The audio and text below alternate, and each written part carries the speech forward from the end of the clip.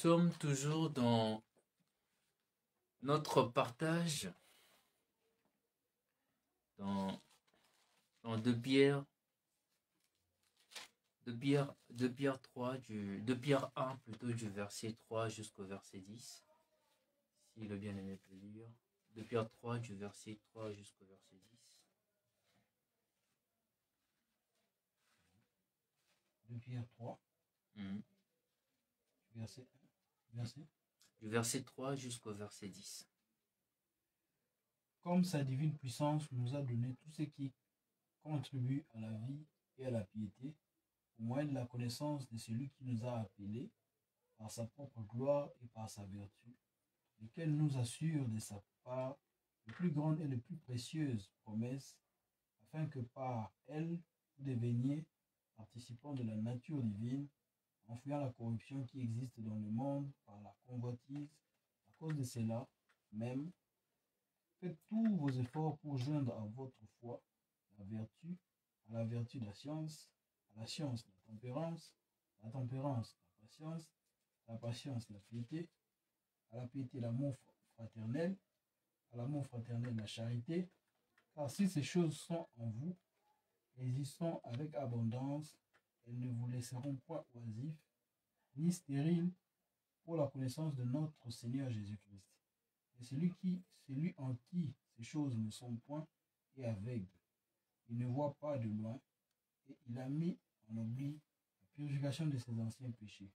C'est pourquoi, frères, appliquez-vous d'autant plus à affermir votre vocation et votre élection, car en faisant cela, vous ne broncherez jamais. Amen. Ici, il y a quand même nous allons certainement revenir sur les différentes choses auxquelles le bien-aimé nous exhorte à rajouter dans notre marche. Il y a quand même une phrase qui pourrait nous interpeller beaucoup plus. On nous dit dans le verset 9, « Mais c'est lui en qui ces choses ne sont point est aveugle. » C'est comme une recommandation du Seigneur, où il nous dit que dans notre marche de chaque jour, il faudrait qu'il y ait ces choses. C'est deux choses qui témoignent aussi d'un autre côté, sans que nous le souhaitons, qui témoignent aussi d'un autre côté d'une véritable nouvelle naissance. C'est deux choses qui témoignent aussi d'un autre côté de notre appartenance vraie au Seigneur. On dit, mais c'est lui en qui ces choses ne sont point est aveugle. Est aveugle dans le sens où, oui, un aveugle peut marcher, peut manger, mais un aveugle ne peut pas voir. Il ne peut pas voir le danger qui pourrait arriver de loin. Il ne peut pas voir les dangers qui pourraient être tout aux alentours. Et on nous dit qu'il faudrait que toutes ces choses puissent être. Il faudrait que toutes ces choses, que nous ayons toutes ces choses, afin que nous ne tombions pas. Afin que, lorsque le diable pourrait se présenter, que nous puissions rester fermes. Que nous puissions rester fermes. Que nous puissions rester fermes. Nous avons vu la fois dernière, le mardi passé, nous avons parlé sur la vertu et la connaissance. Et nous avons quand même soulevé le fait que, oui, dans le passage, dans les épîtres, dans le passage du bien-aimé Pierre, il nous exhorte énormément à nous attacher à la connaissance. Et c'est pas la connaissance que nous avons à l'école, c'est pas la connaissance que nous avons en côtoyant les autres, c'est la connaissance en Christ, c'est la connaissance de la personne de Christ. Et on nous dit que cette connaissance de la personne de Christ, plus nous attachons à la connaissance de Christ, plus nous le ressemblons. Et lorsque nous ressemblons à Christ, nous sommes au-delà, en fait, de ce que les autres pourront voir en nous. Je m'explique plus brièvement. Lorsque nous ressemblons à Christ, nous marchons conformément à sa volonté. Marcher conformément à sa volonté, c'est rester dans le droit chemin.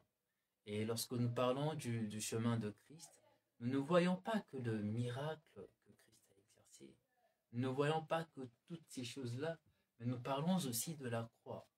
La croix, nous parlons aussi de toutes ces souffrances. Nous parlons de toutes ces choses qui ont fait, toutes ces choses qui ont fait à ce que Christ puisse donner de sa vie pour nous.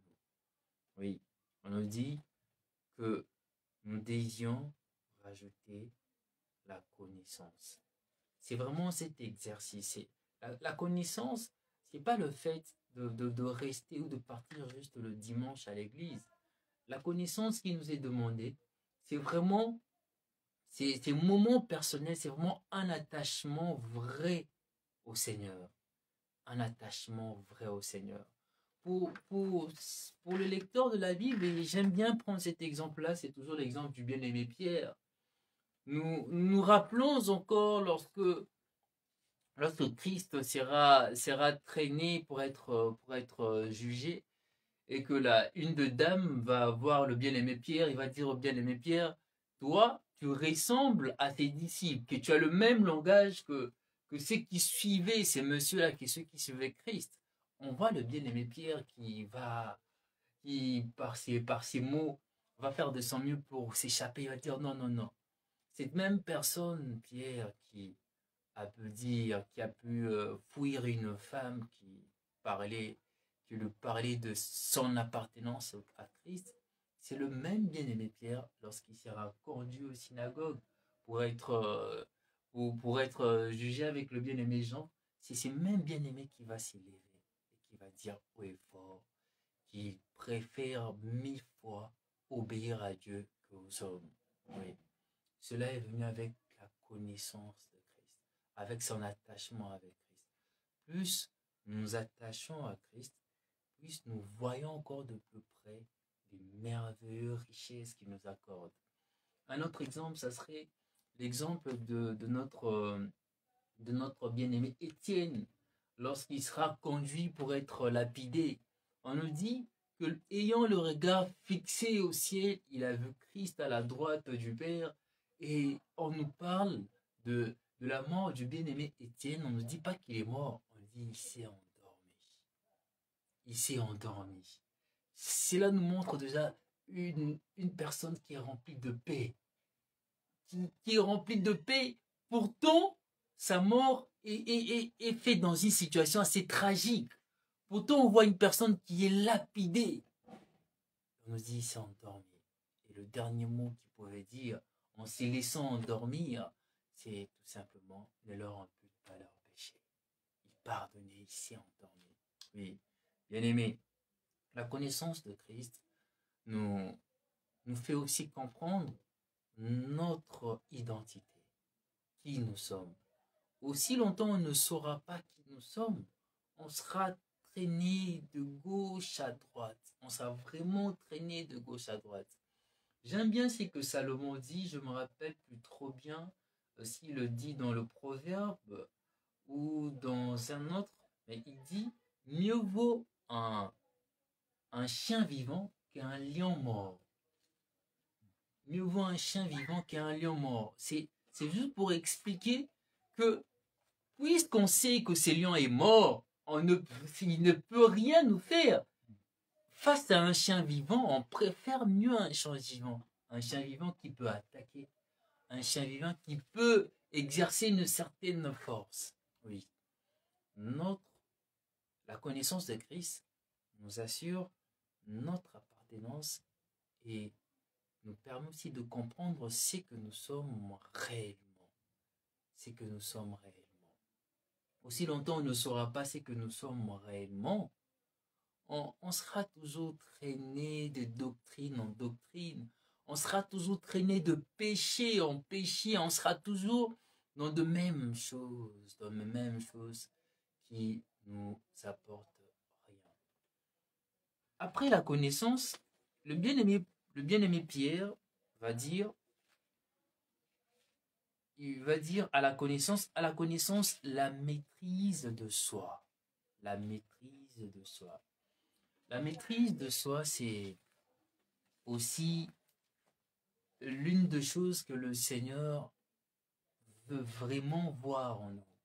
Parce que sans la maîtrise de soi qui est une discipline, sans cette discipline, on ne pourra pas résister face aux attaques de l'ennemi. On ne pourra pas résister même face à la fatigue. On ne pourra pas résister face à plusieurs choses à la fois.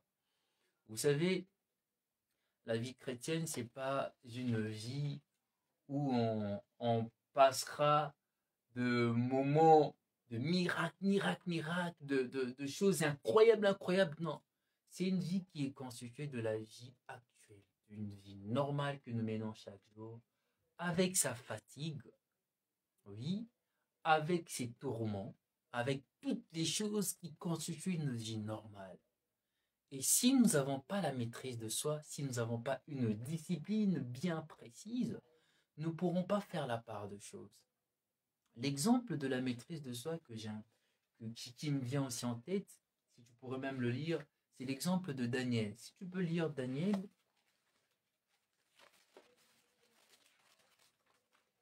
Alors, je crois que c'est Daniel 1er.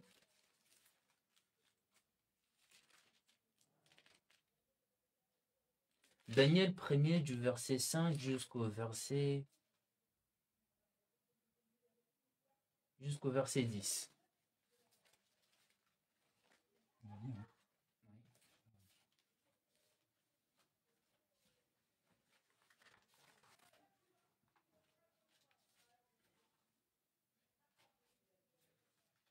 Daniel 1er. Du verset 5 jusqu'au verset 10. Daniel 1er du verset 5 jusqu'au verset 10. Le roi leur assigna pour chaque jour une portion de mets de sa table et du vin dont il buvait, voulant les élever pendant 3 années, au bout desquelles ils seraient au service du roi. Il y avait parmi eux, d'entre les enfants de Juda, Daniel, Anania, Michaël et Azaria. Le chef des eunuques leur donna des noms.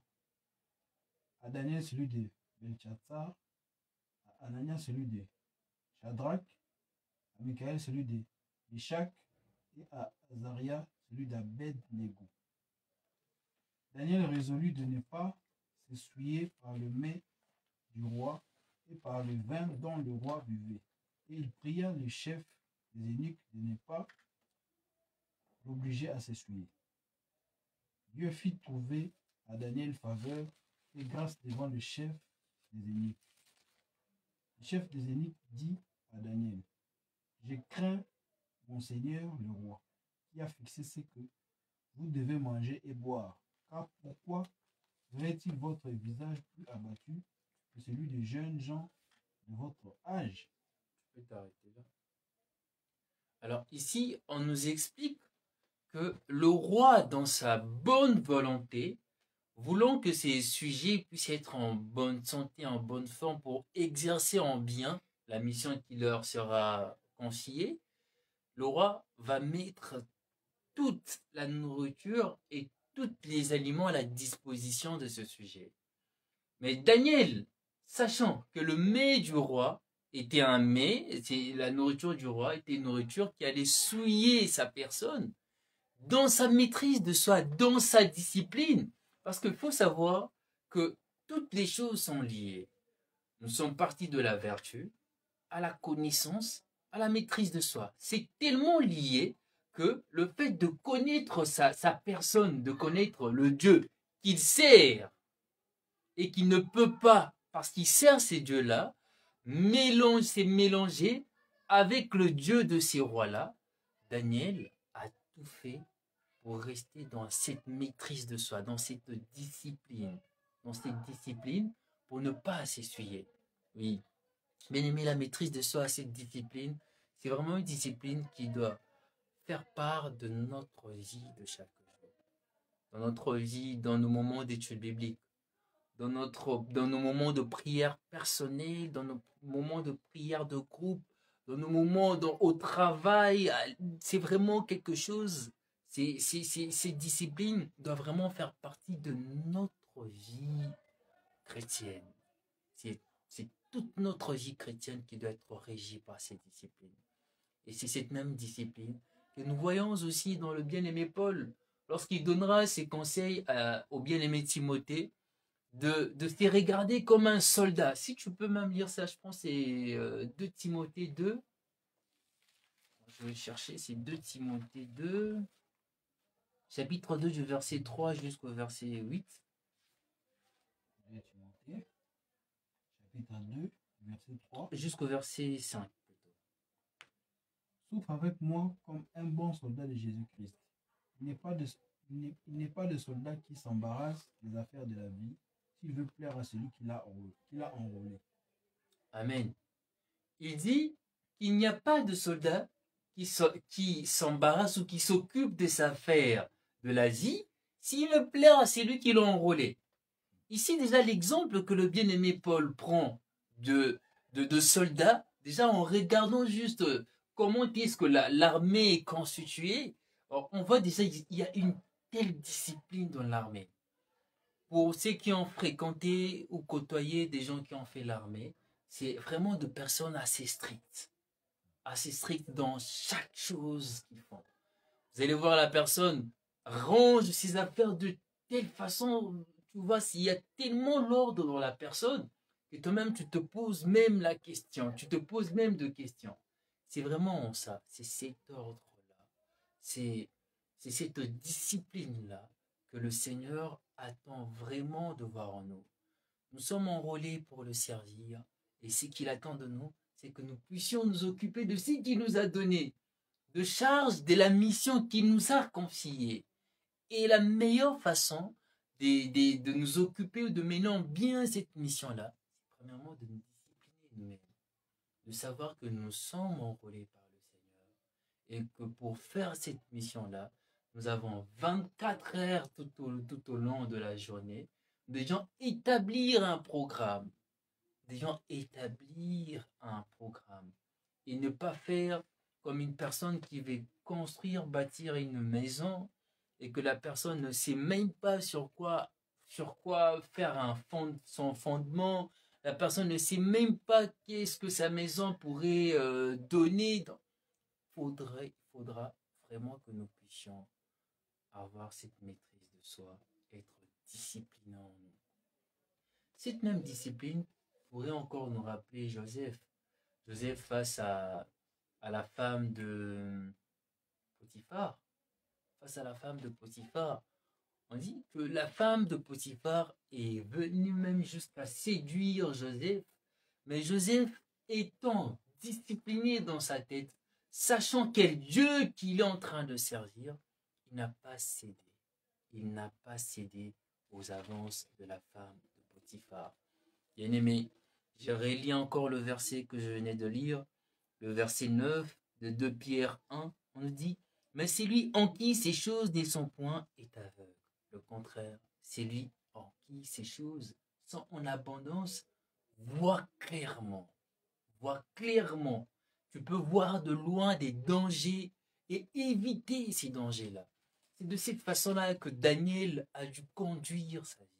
C'est de cette façon-là aussi que nous voyons Joseph aussi accepter de fuir la femme de Potiphar malgré tout ce qui lui a été accordé, malgré tout ce qu'on lui dit. Il a accepté de fuir pour glorifier son Dieu. C'est aussi cette même pensée-là que le bien-aimé Paul nous en parle. Si tu peux lire 1 Corinthiens 9, du verset 26 au verset 27. 1 Corinthiens 9, du verset 26 au verset 27. Moi donc, je cours non pas comme à l'aventure, je frappe non pas comme battant l'air, mais je traite durement mon corps et je le tiens assujetti, de peur d'être moi-même rejeté après avoir prêché aux autres. Amen. Ici, le bien-aimé, il nous fait comprendre sa position. Premièrement, sa position. Il dit qu'il tient son corps assujetti. Donc, il fait de son mieux que son corps puisse respecter toutes les ordonnances du Seigneur, et cela malgré des circonstances aux alentours, malgré tout ce qui pourrait arriver. Il fait de son mieux que cette discipline, il discipline son corps, il discipline son corps. Bien-aimés, aujourd'hui, si nous nous retrouvons dans plusieurs choses, dans plusieurs péchés, dans plusieurs mal, c'est vraiment parce que nous n'avons pas réussi à nous discipliner. C'est vraiment parce que nous n'avons pas réussi à, à discipliner nos envies, à discipliner nos pensées, à déjà premièrement savoir qui nous sommes. Nous n'avons pas réussi ces choses-là. Et c'est pas en vain que le bien-aimé nous conseille et nous dit que toutes ces choses-là nous devions chercher ces choses-là. Oui, nous avons connu le Seigneur, c'est une bonne chose. Nous avons la vie éternelle, puisque la vie éternelle, c'est lorsque tu connais le Seigneur, tu as la vie éternelle, lorsque tu l'acceptes. C'est une bonne chose. Mais si nous ne disciplinons pas notre corps, si nous ne rajoutons pas ces choses dans notre marche, nous serons comme des aveugles en fait. Au final, nous serons sur une bonne chemin, nous sommes sur une bonne chemin, mais tellement que nous sommes aveugles, nous pourrions trébucher facilement. Nous pourrions trébucher facilement. Et le Seigneur, il ne souhaite pas cela. C'est pour cela qu'il nous parle de toutes ces choses. Il nous parle de la connaissance. Il nous parle de la vertu. Il nous parle de la maîtrise de soi. Il nous parle de la patience. Et toutes ces choses, il faudrait que toutes ces choses puissent être en nous. Il faudrait que toutes ces choses puissent être en nous. Bien-aimés, prenons vraiment le temps de nous discipliner dans notre marche dans le Seigneur. Prenons vraiment le temps de nous discipliner. Et même ces disciplines-là nous montrent aussi l'amour et l'intérêt que nous avons pour Dieu. Parce que si on a de l'intérêt pour la personne, nous savons que le temps X est dédié pour cette personne. Nous savons que ces moments, je consacre ces moments pour cette personne. La parole nous dit que Christ partait chaque matin à l'aurore pour aller prier. Il s'est levé pour aller prier. Il avait dédié ses temps pour aller prier. Oui, bien-aimés, suivons cet exemple. Prenons cet exemple. Prenons cet exemple. Ayons nos moments personnels de prière, nos moments de méditation, nos moments de visite s'il le faut. Ayons vraiment ces moments-là. Cela nous servira énormément, cela nous aidera énormément à rester toujours dans le bon chemin, dans le droit chemin, et à rester toujours ferme, ferme et enraciné, comme le bien-aimé Paul le dit, enraciné dans la parole. Mais au-delà de la maîtrise de soi, il nous dit aussi, à la maîtrise de soi, la patience. Ces choses sont tellement liées, et si nous regardons de près, nous partons de la vertu, de la connaissance de la personne, Christ qui nous appelle, de la maîtrise de soi qui est une discipline, et de la patience. S'il n'y a pas de maîtrise de soi, il nous sera tellement difficile de patienter, d'avoir cette patience dans l'attente du Seigneur, d'avoir cette patience dans les épreuves. Si tu peux nous lire un Jacques 1, plutôt. Jacques 1, je crois que c'est le verset... alors je retrouve juste le passage. Verset 2 jusqu'au verset 5. Mes frères, regardez comme un sujet de joie complète les diverses épreuves auxquelles vous pouvez être exposés, sachant que l'épreuve de votre foi produit la patience. Mais il faut que la patience accomplisse parfaitement son œuvre, afin que vous soyez parfaits et accomplis, sans faillir en rien. Si quelqu'un d'entre vous manque de sagesse, qu'il la demande à Dieu, qui donne à tout simplement et sans reproche, et il lui sera donné. Amen. Si nous n'avons pas de patience, si dans notre marche, nous ne sommes pas patients, nous n'avons pas cette patience-là, nous ne pourrions pas non plus rester, ne pourrions pas en fait, comment je pourrais dire, supporter l'épreuve. Nous ne pourrions pas supporter l'épreuve. Or, l'épreuve, c'est pas une mauvaise chose. L'épreuve, c'est une bonne chose. C'est une bonne chose pour nous parce que c'est à partir de cette épreuve-là qu'au final, nous grandissons. C'est cette épreuve-là qui nous permet de nous affermir, de devenir, de quitter l'étape de l'enfant à l'étape d'adulte. C'est cette épreuve-là. Or, si la patience n'est pas en nous, nous ne supporterons pas cette épreuve-là. Pour nous, nous serons là à grincer toujours le dent. Nous serons là à toujours trébucher. Nous serons là à donner toujours des excuses et des excuses. Or, c'est que le Seigneur veut voir en nous. C'est des hommes faits, c'est des hommes parfaits, des hommes qui sont arrivés à la stature parfaite de Christ. C'est des hommes que lorsqu'on regarde, on nous regarde, on voit la personne de Christ. Lorsqu'on nous regarde, on voit la personne de Christ. Le Seigneur est un exemple parfait de la patience. Un exemple parfait de la patience dans l'épreuve. Oh, quelle épreuve il n'a pas subi. Quelle épreuve qu'il n'a pas subi, l'humiliation. Il a subi. C'est vraiment un exemple parfait de la patience dans l'épreuve.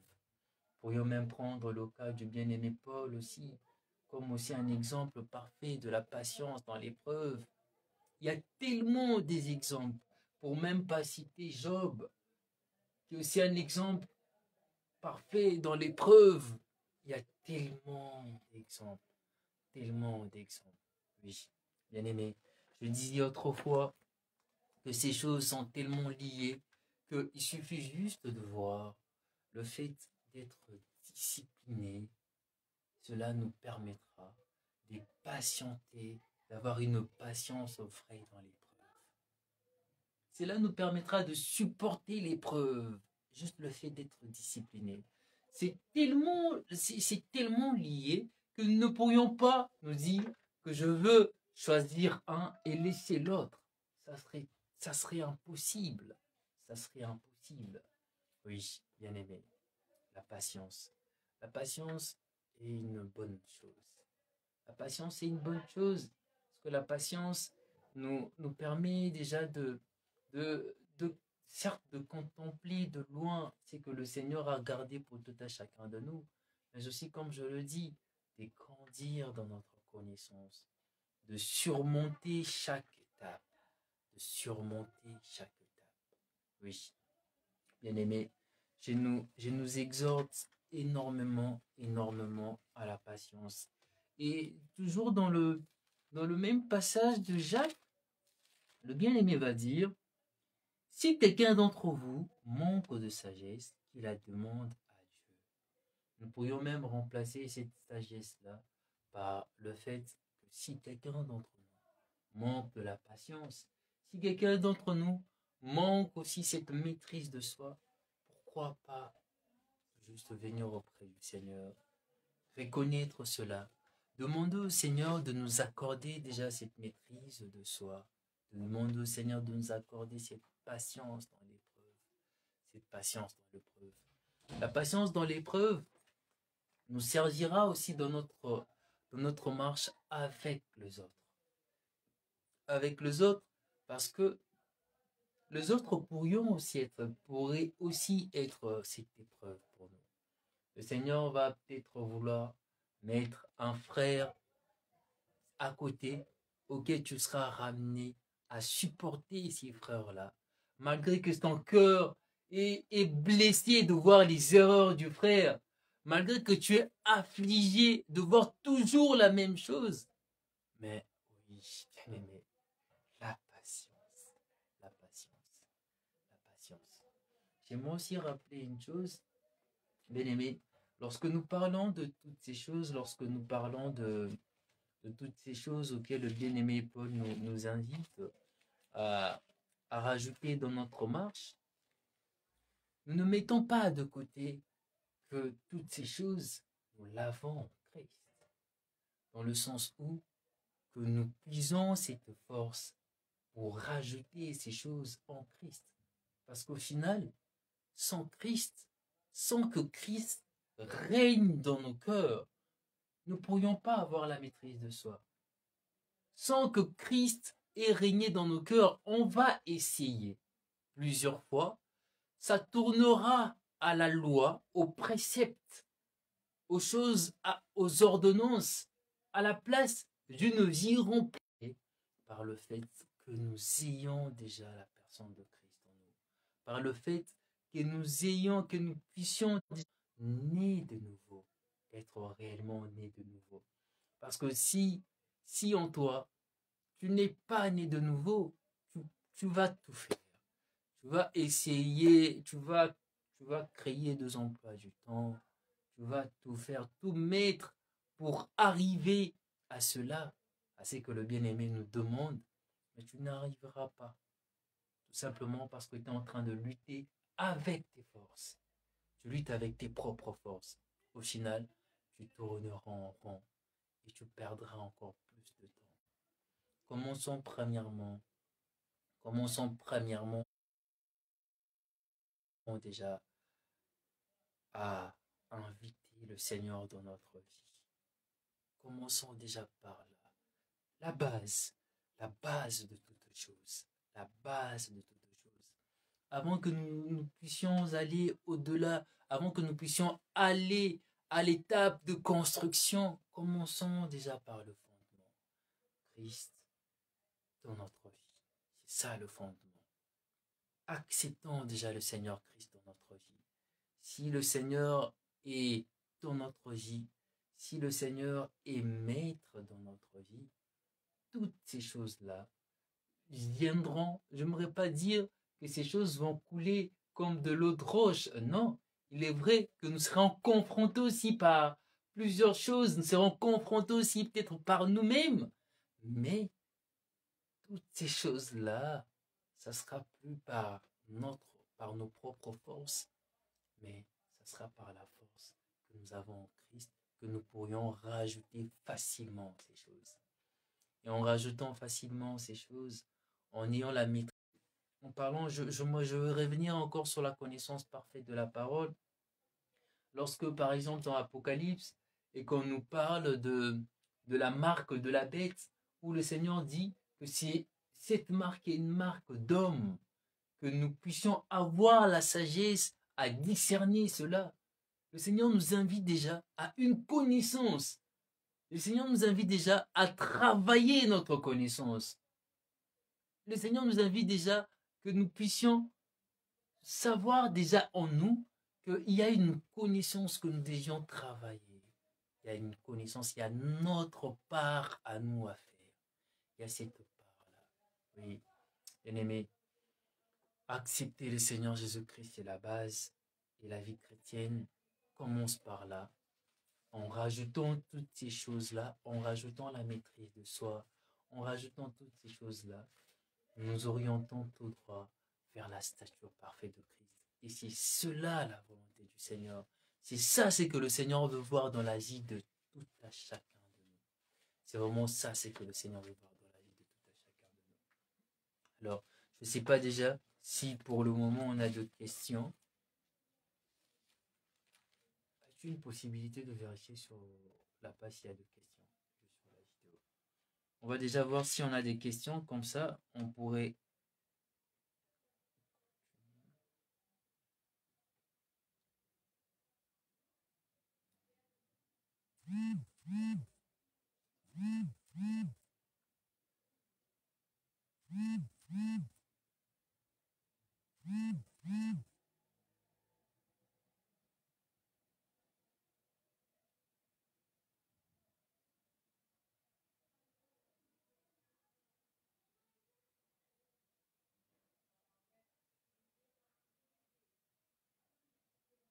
En attendant, je vais voir en même temps si on n'a pas dépassé. On est dans l'heure. Oui, on est dans l'heure.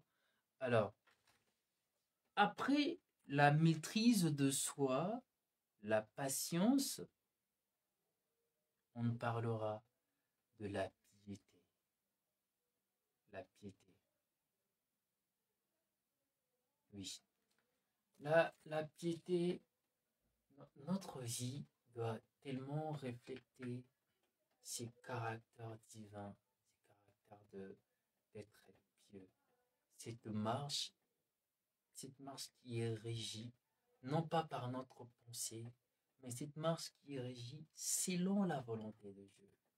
Aujourd'hui, nous nous retrouvons avec plusieurs chrétiens qui marchent non pas selon la volonté de Dieu, mais par rapport à leurs pensées, par rapport à leurs désirs, par rapport à ce que eux souhaitent avoir, par rapport à ce que eux ont tracé dans leur vie. Or, c'est pas ça, bien-aimé. Or, c'est pas ça, bien-aimé. Rappelons-nous de ce que le Seigneur, c'est que Moïse va léguer à Josué. Josué 1,8, si je ne me trompe pas. Si tu peux voir Josué 1,8, si je ne me trompe pas. Et ce livre de la loi ne s'éloigne pas.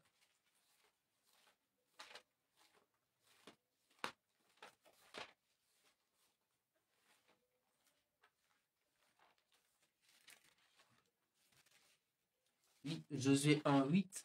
Que ce livre de la loi ne s'éloigne point de ta bouche, médite-les jour et nuit pour agir fidèlement selon tout ce qui y est écrit. Médite-les jour et nuit pour agir fidèlement selon tout ce qui est écrit. Voilà donc l'héritage que le Seigneur nous a nous aussi légué, que cette parole, au-delà de la méditer, et ça part vraiment dans cette pensée, des gens vivre cette parole.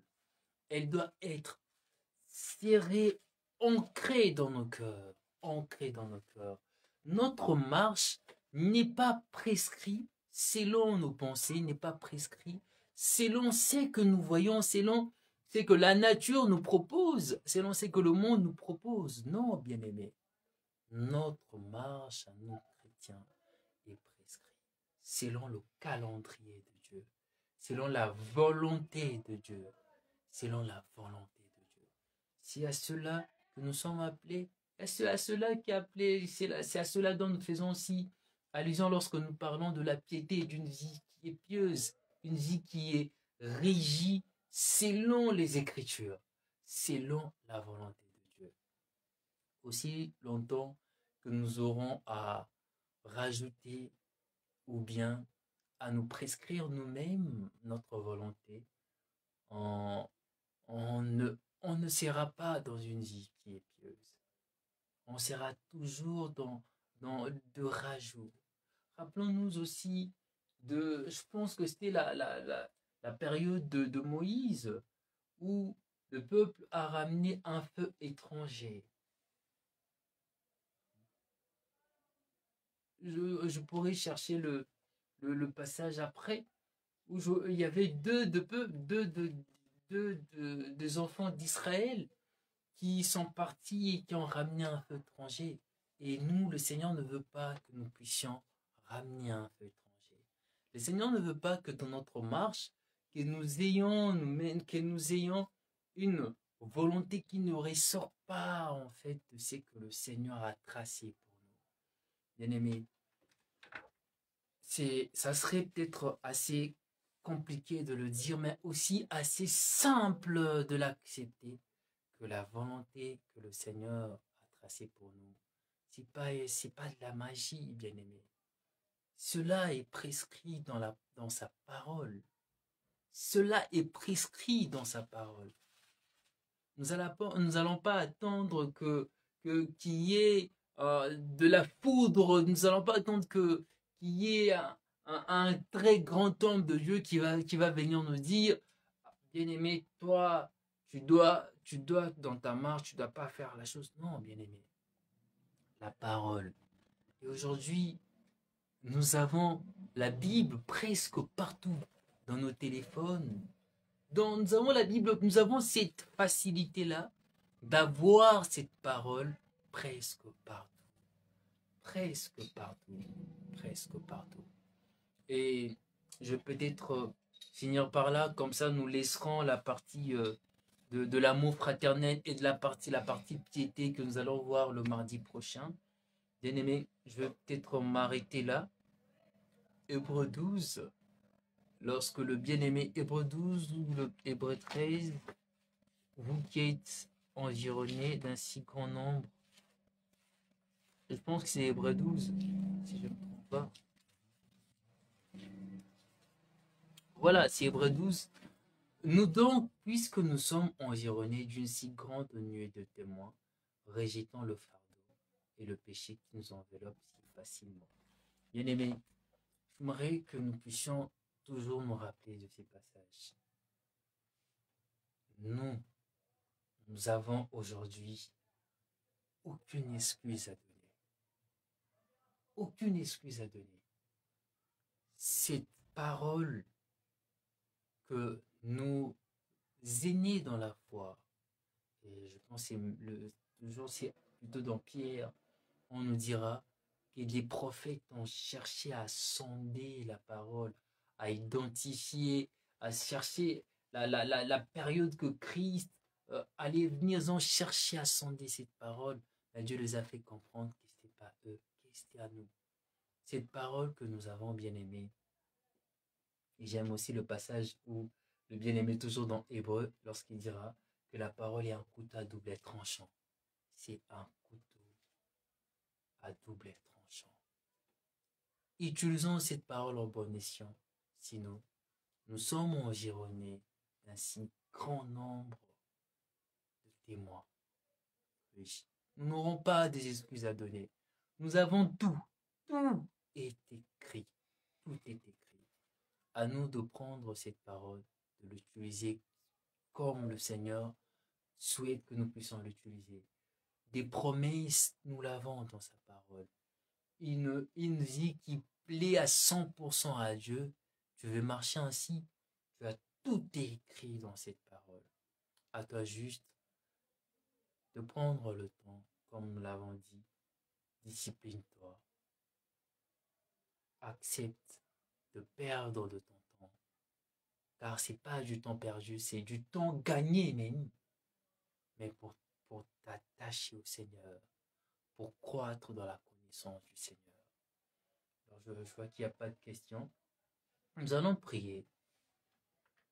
Nous allons prier comme le passage dans 1 Jacques nous le dit, que celui qui manque de la sagesse demande tout simplement, que celui qui manque de la maîtrise de soi, que celui qui manque et qui est conscient en lui que la patience n'y est pas, que celui qui est conscient qu'il a essayé plusieurs fois par ses propres moyens, mais que tu n'as pas arrivé, bien-aimé. Aujourd'hui, tu as encore l'occasion premièrement de venir à Christ, d'accepter que Christ puisse prendre ses lourds fardeaux à ta place. Tu as l'occasion, bien-aimé, oui, de tendre ta main et que le Seigneur puisse te donner toute la force nécessaire afin que tu aies cette discipline, afin que tu aies la patience, afin que la connaissance de Christ augmente dans ta vie. Prions. Éternel, tendre Père, nous vous bénissons ton Seigneur. Seigneur, tu nous dis dans ta parole, Seigneur, que celui qui manque de la sagesse puisse venir, Seigneur, de demander, tendre Père. Oui, tendre Père, nous te prions, Seigneur, Papa, que tu puisses encore, Éternel, toucher le cœur de nos bien-aimés. Toucher, Seigneur, la vie de tout à chacun, Seigneur. De là où, Seigneur, Papa, la maîtrise de soi, Seigneur, n'y est pas, tendre Père, que tu puisses tendre ta main, Seigneur. De là où, Seigneur, la patience, Seigneur, n'y est pas, Seigneur, Papa, que tu puisses t'attendre, Père, oui, tendre ta main, Seigneur. Nous te prions, Seigneur, Papa, oui, Seigneur, que tu disposes, Seigneur, chaque personne qui nous suit, que tu disposes, Seigneur, Papa, oui, ton peuple, Seigneur, à t'écouter, à te suivre, toi seul, Seigneur. Tu dis dans ta parole, Seigneur, que oui, tu es le bon berger et que tes brebis écoutent ta voix, Seigneur. Ils ne suivront pas la voie d'un inconnu, Seigneur. C'est ta voix, Seigneur, Papa, oui, c'est ta voix qui conduit, Seigneur, leur vie, leur marche, Seigneur. Oui, Seigneur, nous venons à l'écoute de ta voix. Nous te prions, Seigneur, que tu puisses encore nous donner la force nécessaire, Seigneur, dans cette marche de chaque jour. Malgré, Seigneur, les circonstances que nous rencontrons, Seigneur, malgré, Seigneur, Papa, nos tâches de chaque jour, que tu nous accordes encore, Éternel, cette volonté, Seigneur, c'est temps de toujours, Seigneur, venir à toi, à tes pieds, Seigneur, à tes pieds, tendre Père, à tes pieds, Seigneur. Oui, tendre Père, l'histoire de Marie et Marthe nous enseigne, Seigneur, que nous devions choisir la bonne part, Seigneur. La bonne part, Seigneur, c'est en toi, tendre Père. Gloire te soit rendue par le nom puissant de Jésus-Christ que nous avons ainsi prié. Amen. Car je nous souhaite à tous une très très bonne soirée. Puisse le Seigneur nous garder dans sa grâce, dans sa volonté. Une très bonne nuit, une bonne semaine, fin de semaine. Et à nous revoir le jeudi. Bonne soirée à tous.